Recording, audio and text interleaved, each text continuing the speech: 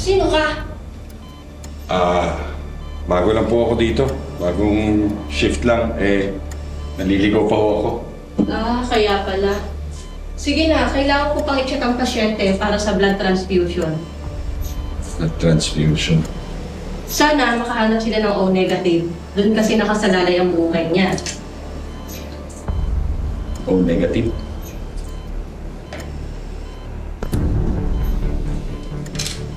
Sige po.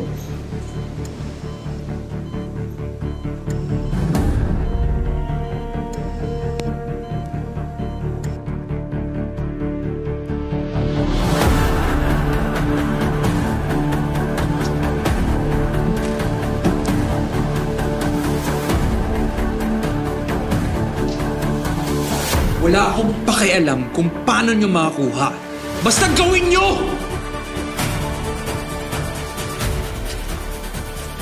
Dwayne, okay ka lang ba? Tama na yan.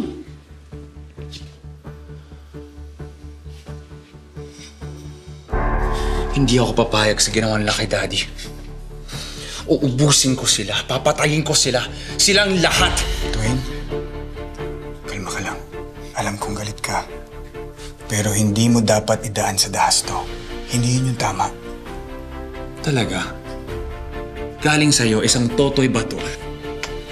Bakit, Toy? Matanong ko nga, ilang mukha nang nabasag mo sa buong buhay mo?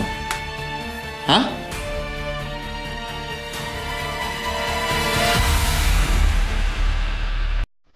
Di basta-basta ang Pok Paraiso. Ginto ang lupa dito. At nakikita ko na, hindi magtatagal, magiging sentro ito ng mas malaking operasyon. Madaling pasukin, madaling paikutin. So easy to start a business here. Strategically placed.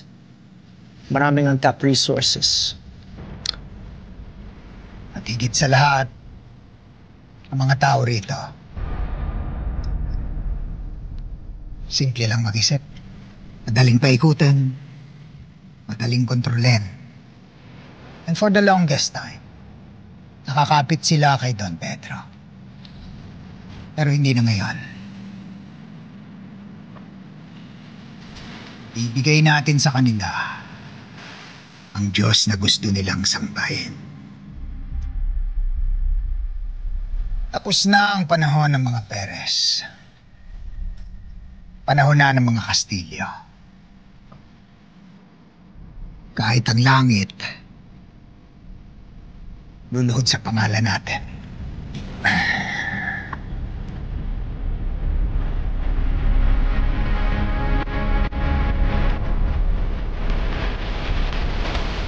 Nakikita mo ba to? Dugo to ng tatay ko. Madali mang salita dyan. In your position, dahil hindi pamilya mong nakasalalay.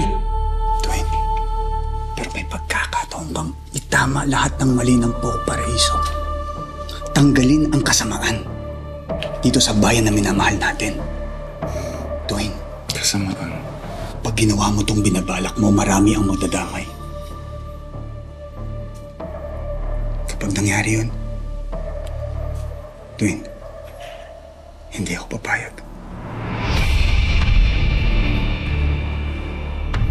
Ako ang makakaharap mo.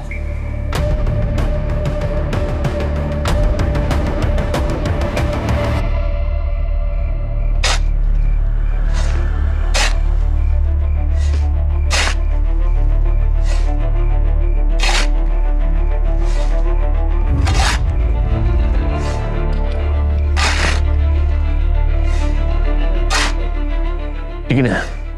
Hindi na.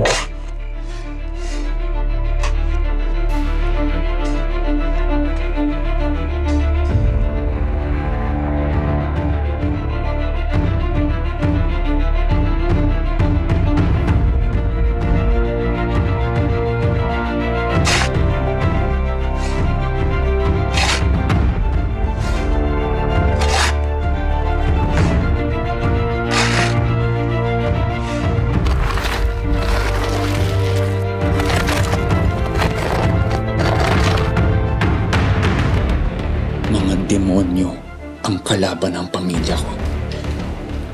Kaya walang matitira sa kanila. Papatayin ko silang lahat. Madamay na kung sino man madamay. Dwayne, huwag kayong mag-away dito. Hindi ito yung tamang lugar o panahon para dito. Tama na. Toy,